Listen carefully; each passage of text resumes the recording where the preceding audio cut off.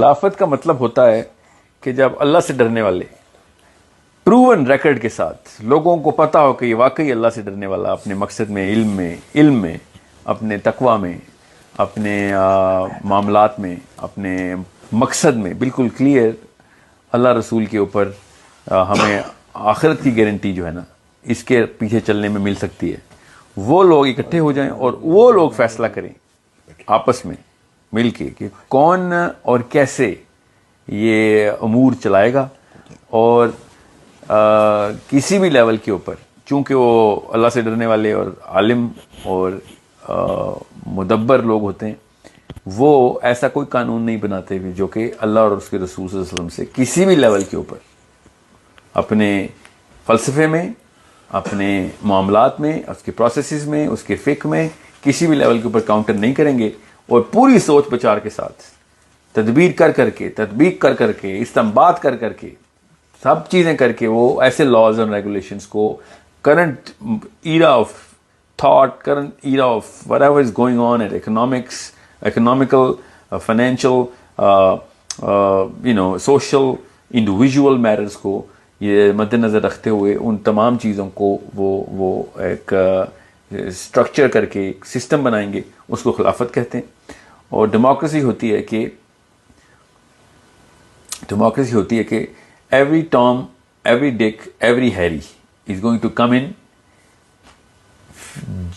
जितने भी लोग हैं, चाहे वो जाहिल है, चाहे वो पढ़ा लिखा है, चाहे वो आलिम है, चाहे वो फाजिल है, चाहे वो कभी स्कूल गया है नहीं गया, every person in the community जिसकी उम्र 18 साल फॉर सम रीज़न, जिसकी कोई साइकोलॉजी भी नहीं प्रूवन कि 18 साल हो गई, ठीक है, वो ये सोचें कि अमेरिका में 21 साल से पहले आप शराब नहीं खरीद सकते क्योंकि आप इस काबिल नहीं, मगर आप वोट डाल सकते हैं 18 साल के बाद। सो कोई साइकोलॉजी नहीं है कि 18 साल उम्र हो गई फॉर सम रीज़न, तो आप उम्मत के तमाम अमूर का फैसला करने के लिए वही वेट रखते हैं, और सब लोग इकट्ठे हो जाएं, और उनमें से जो आलिम भी हों और जो बिल्कुल जाहिल भी हों, कोई अल्लाह से डरने वाले भी हों और जो अल्लाह के दुश्मन भी हों, जो दहरिये भी हों, जो कि कादियानी भी हों, जो कि मुसलमान भी हों, जो कि किसी भी लेवल के ऊपर इस्लाम से नफरत करने वाले भी हों, सब के सब लोग इकट्ठे हो जाएं, और उनमें जो ज़्यादातर लोग होंगे वो डिसाइड करें कि 51% लोग कि जो कि कौन हमारे उमूर का फैसला करेगा और क्या बनेगा हमारा अगले 5-10 सालों में, कितना जन्नत के करीब या दोज़ख के करीब जाएंगे हम, ये इररिलेवेंट हो जाए। बस दुनिया में जो इस वक्त की मेजर थॉट है, मेजर प्रिवेलेंट थॉट है, उस थॉट के अंदर अपने आप को प्लेस कैसे करना है, इसको डेमोक्रेसी कहते हैं। मैंने क्यों मेजर थॉट बोला है? बिकॉज जो टॉम, डिक्स एंड हैरीज इकट्ठे होते हैं तो इसका मतलब ये होता है कि वो प्रिवेलेंट थॉट है, उसके वो ताबे हैं। ये साइकोलॉजी ही है हमारी। इसीलिए कुरान और सुन्ना की बात बार बार की जाती है, क्योंकि कुरान और सुन्ना किसी भी मेजर थॉट के इन्फ्लुएंस में नहीं है। हर वक्त इंसान global prevalence of the thought process को सजदा कर रहा होता है। ये इंसान के बस में नहीं है कि वो प्रिवेलेंट थॉट के नीचे ना आए। सो डेमोक्रेसी के मैं इसलिए खिलाफ हूं क्योंकि वो करंट साइकोलॉजी का ताबे होता है। जो भी ग्लोबल साइकोलॉजी इस वक्त, जैसे साइंस की और एस्ट्रोफिजिक्स की, रॉकेट साइंस किताबें हम सारे आइंस्टाइन और न्यूटन को उमर बिन खत्ताब और अली बिन अबी तालिब से ज़्यादा जानते हैं। हमें अली बिन अबी तालिब की कोई थ्योरी नहीं पता, मगर न्यूटन के सारे लॉ पता हैं। क्यों? क्योंकि प्रिवेलेंट थॉट इस वक्त is controlled by somewhere else, someone else. I'm not saying they're right or wrong. हर दौर में अपनी अपनी रही है। So what I'm trying to say is कि जिस तरीके से आप ताबे होते हैं प्रिवेलेंट थॉट के, तो डेमोक्रेसी itself अल्लाह की तरफ लेके जा ही नहीं सकती आपको। कॉमन सेंस की बात है। So it's a problem that एक और एंगल से मैं बता रहा हूँ। मोरालिटी का ग्राफ जो है ना, मोरालिटी का ग्राफ ये नीचे से नीचे जा रहा है। इसके लिए आपको रॉकेट साइंटिस्ट होने की जरूरत नहीं है, कॉमन सेंस की बात है। पिछले कुछ 100 साल, 500 साल, 800 सालों से, 1000, एक्चुअली 1300 सालों से ले लें, कुरून उला के ख़त्म, ताबेइन के मरते ही जो है ना, मोरालिटी पर कैपिटा नीचे से नीचे जा रही है, और हम पावर पर कैपिटा ऊपर से ऊपर दे रहे हैं। बिकॉज डेमोक्रेसी का मतलब ही पावर टू द पीपल है। सो एक वक्त ऐसा आएगा कि मोरालिटी बिल्कुल खत्म हो जाएगी और डेमोक्रेसी बिल्कुल पीक पे आ जाएगी। तो सोचें क्या उस वक्त बिस्टियलिटी के हालात क्या होंगे। बिस्टियलिटी का मतलब होता है ऐसी हैवानियात होंगी, मगर चूंकि सारे ही हैवान होंगे तो सबसे कम हैवान वाले को नेचुरल, क्योंकि अंदर तो अल्लाह ने मोरालिटी हल्की सी डाली हुई है ना, और हमें पूरी डाली, इसको हमने हल्के से हल्का कर दिया हुआ है। सो बिस्टियलिटी इस लेवल पे होगी जैसे इंसेस्ट आम हो जाएगा। अभी पता 23 मुल्कों में इंसेस्ट की मूवमेंट चल रही है। स्वीडन में एक मूवमेंट शुरू हुई जिसकी बेस के ऊपर उन्होंने एक पूरा रेफरेंडम करवाया LGBT का, जिसकी वजह से सारी LGBT मूवमेंट स्टार्ट हुई है। जर्मनी में इस वक्त जो उनकी सुप्रीम कोर्ट है उसके 9 जजेस में से 4 and 4 स्प्लिट हुई थी। एक स्प्लिट कह रही थी कि इंसेस्ट को हमने आम नहीं करने देना, लॉ में नहीं लाना। ये LGBT मूवमेंट के अगले साल ही, अगले महीने ये हुआ है। और जो बाकी के थे वो कह रहे थे कि हमने करवाना है।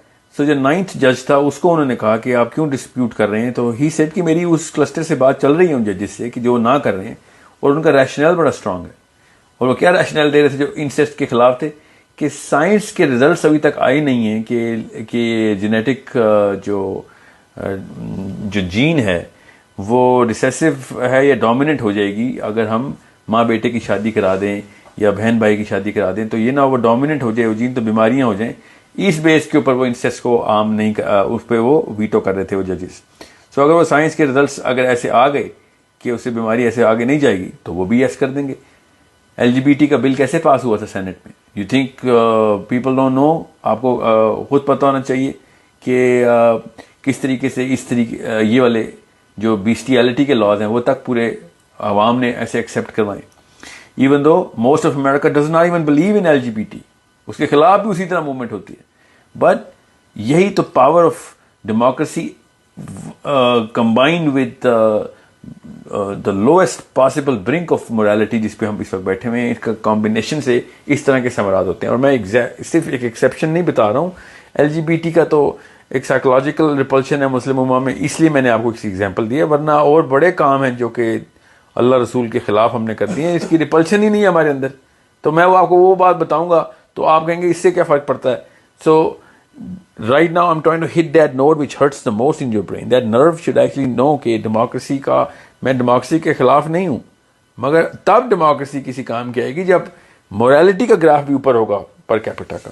जब मोरालिटी ऊपर होगी तो चाहे आप डेमोक्रेसी लाएं, चाहे वो आप हुकूमत लाएं या मलूकियत लाएं या मोनार्की लाएं या खिलाफत लाएं, उससे क्या फ़र्क पड़ता है। मगर अगर मोरालिटी का ग्राफ नीचे जा रहा है तो you can not just start the devolution of power back down to the individuals. और वो भी 18 साल के पाकिस्तानी को आजकल जूते के तस्मे बांधने नहीं आते।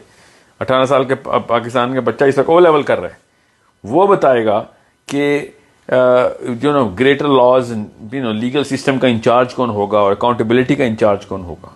अनइमेजिनेबल है कि आप इस तरह की एक्सपेक्टेशन रखें और then you start backing up, we all do that, back up democracy as a system. और वैसे भी what the French were going through, ये फ्रेंच इन्वेंशन है डेमोक्रेसी। ये पूरी की पूरी कॉन्स्टिट्यूशनलाइजेशन ऑफ डेमोक्रेसी जो है ना, institutionalization of democracy was invented by a French as a rebellion to the monarchy that they were suffering from. So it's not a godly sent divine system. ना ही किसी नबी ने डेमोक्रेसी करने की कोशिश की सिवाय प्रॉफेट सल्लम के। अगर हम किसी और को पढ़ें भी तो आपको पता चल जाता है कि उधर भी ऐसा मामला नहीं था। And I am not talking about कि आप ये सोचें कि इस बेस के ऊपर फिर डिक्टेटोरियल निज़ाम आए, उससे भी कोई फर्क नहीं पड़ना। The real structure is underneath the governance, and that structure is the structure of thought and knowledge and purposeful, conscious thinkers who are coming together and then form a legislator of how things are going to be run. Khalifa ho ya Badshah ho, president हो या prime minister, is just an entitlement. वो खलीफा का मतलब ये नहीं होता कि वो अपनी वो शूरा के खिलाफ सारे के सारे काम कर रहा होगा। That's not possible. सो ना ही इस वक्त का प्रेसिडेंट अपनी कैबिनेट के खिलाफ कोई या पार्लियामेंट के खिलाफ बात कर सकता है। कैबिनेट के खिलाफ या किसी भी जगह के ऊपर वो बिल ही नहीं पास करवा सकेगा अगर उसने इन सब को साथ लेके नहीं चलता। So the laws and regulation processes are technically the same. The purpose and the constitution of how this body comes to being is different. and the reasoning is different as to why we're trying to choose a model of governance or a governor to begin with. So ये बहुत बड़ा मसला है, हम सबको पता होना चाहिए कि लफ्ज़ बदल देने से कुछ नहीं होना. अगर हम अभी इमरान खान साहब को या नवाज शरीफ को या मुशर्रफ को खलीफा कह दें तो खिलाफत टेक्निकली तो खिलाफत आ जाएगी, टेक्निकली स्पीकिंग. नाम बदल देने से कुछ नहीं होगा. You need to understand as a conscious Muslim कि मुझे इसके पीछे पर्पस सेटिंग क्या करनी है, और उस पर्पस से ही आपको खुद ही क्वालिफिकेशन आ जाएगी कौन सा बंदा कहाँ पे होना चाहिए.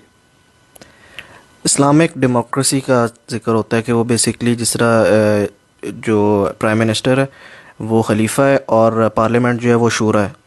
तो जी मैंने अभी यही बताया ना कि द हायरार्की ऑफ प्रोसेसेस वही हैं क्योंकि वो नेचुरल साइकोलॉजी को एड्रेस करते हैं. तो इसका मतलब है कि अगर डेमोक्रेसी मोरालिटी को नीचे नहीं लेके जाती और जिस तरह हम डेमोक्रेसी का या खिलाफत का मोरालिटी से कोई ताल्लुक नहीं ना. मोरालिटी असल में आपने शुरू में ये बात बोली थी कि जो डेमोक्रेसी है वो मोरालिटी को नीचे लेके जा रही है. नहीं, मोरालिटी तो हम वैसे ही नीचे लेके जा रहे हैं.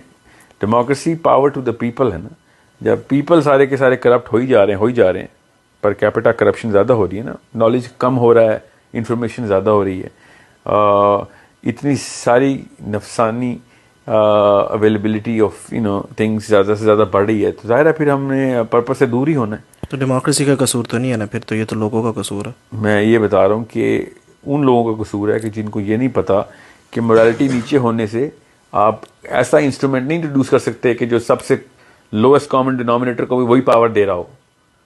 जब हमें पता है कि बुराई आम हो गई है तो फिर आम लोगों को मत बताएंगे कि हमारा गवर्नर चूज करें ना, वो तो खवास तक ही रखें. ये तो और ज़्यादा रीज़न हो गया डेमोक्रेसी के खिलाफ जाने का कि मोरालिटी बिल्कुल ज़मीन पे ले आए हैं. जब पता है कि आम उस लेवल पे आप करप्ट है कि जिस लेवल पे पिछले 100 साल पहले इमेजिन भी नहीं कर सकते थे हम. हमारा बच्चा इस वक्त चोरी चकारी के प्लानिंग करने की PhD कर रहा है.